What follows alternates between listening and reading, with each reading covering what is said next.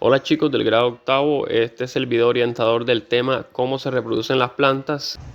En la actividad número 1 es importante que tengan en cuenta la información que allí aparece planteada. Deben leerla y deben revisar también la fotografía que aparece en la guía, ya que esta información y esa fotografía serán fundamentales para resolver cada una de las preguntas. La primera pregunta es ¿en qué lugar se encuentra ubicada esta planta? Para ello deben analizar muy bien la fotografía. La segunda pregunta es ¿cómo se llama esa planta? Ustedes deben hacer uso de sus conocimientos previos para recordar el nombre de esa planta o incluso preguntarle a algún familiar de ustedes. La tercera pregunta es ¿qué importancia tiene para el entorno o la comunidad en la que se encuentra esa planta? ¿Por qué creen ustedes que es importante esa planta? Y la última pregunta es ¿cómo crees que se reproduce esa planta?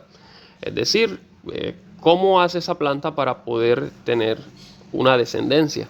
En cuanto a la reproducción de plantas, existen dos tipos de reproducción. Una reproducción asexual, en la cual no hay mediación de gametos, ni masculinos ni femeninos, sino que el individuo se origina a partir de una célula o grupos de células que se desarrolla por mitosis, hasta lograr seres semejantes a otro individuo de la especie. A diferencia de la reproducción asexual, en la reproducción sexual el nuevo individuo surge a partir de dos células denominadas gametos, gameto masculino y gameto femenino, que se originaron por meiosis y que provienen de los padres o los progenitores. Existen dos métodos de reproducción asexual en plantas, un método natural y un método artificial. En el método natural pues se da comúnmente en la naturaleza sin la intervención del hombre, en la cual las nuevas plantas se originan a partir de estructuras ya preexistentes, que pueden ser tubérculos, bulbos, rizomas y estolones.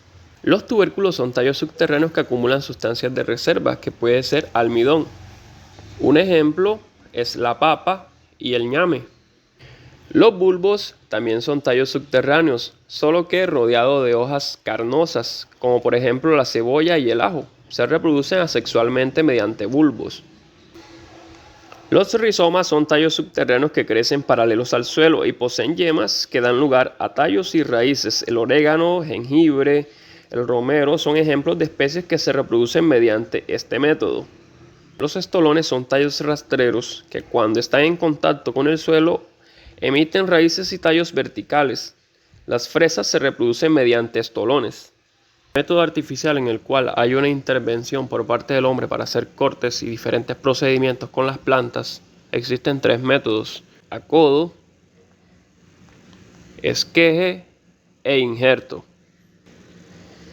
El acodo consiste en obligar a las ramas de una planta a estar en contacto con la humedad de la tierra para que surjan raíces y se formen nuevos individuos a partir de esas ramas y que tengan cualidades idénticas genéticamente. Algunas especies como la guayaba, la guanábana, el mango se pueden reproducir mediante acodo.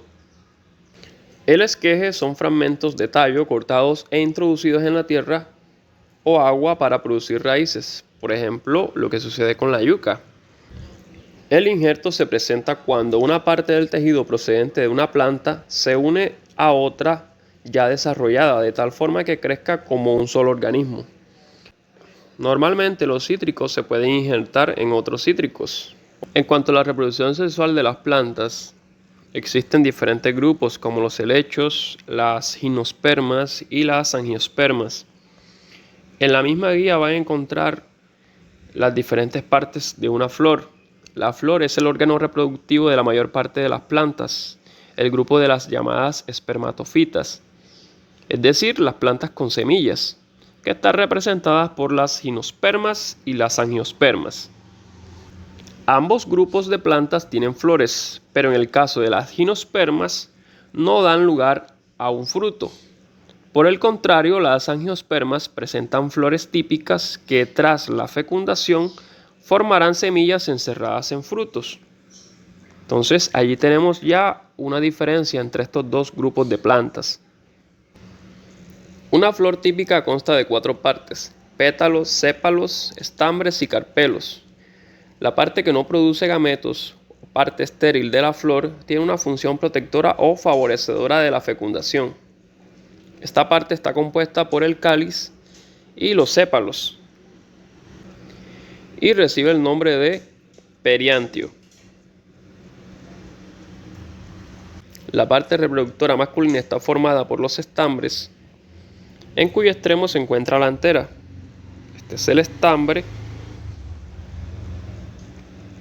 y en el extremo se encuentra la antera.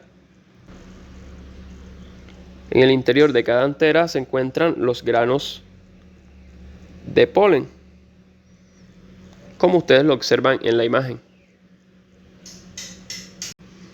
La parte reproductiva femenina, o también conocida como gineceo, está conformada principalmente por el pistilo, el cual a su vez está conformado por el estigma, el estilo, ovario y el rudimento seminal.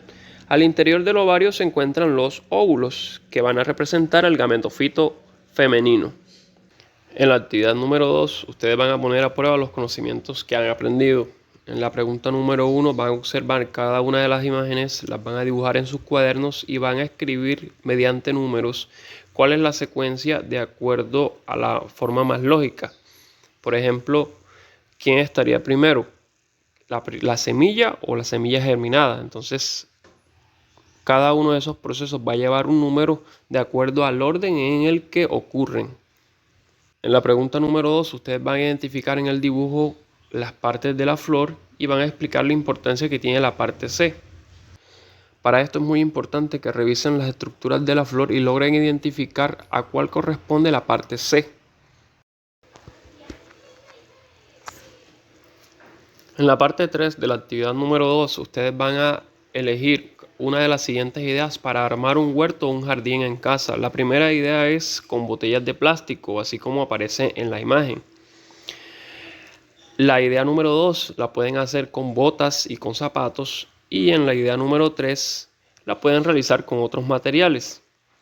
Es importante que una vez elegida la idea, pues sus familiares les pueden ayudar a desarrollarla.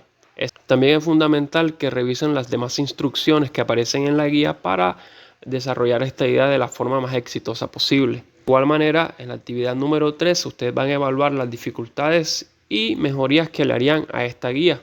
Finalmente, cualquier duda y cualquier inquietud, acérquense o comuníquense con su docente encargado.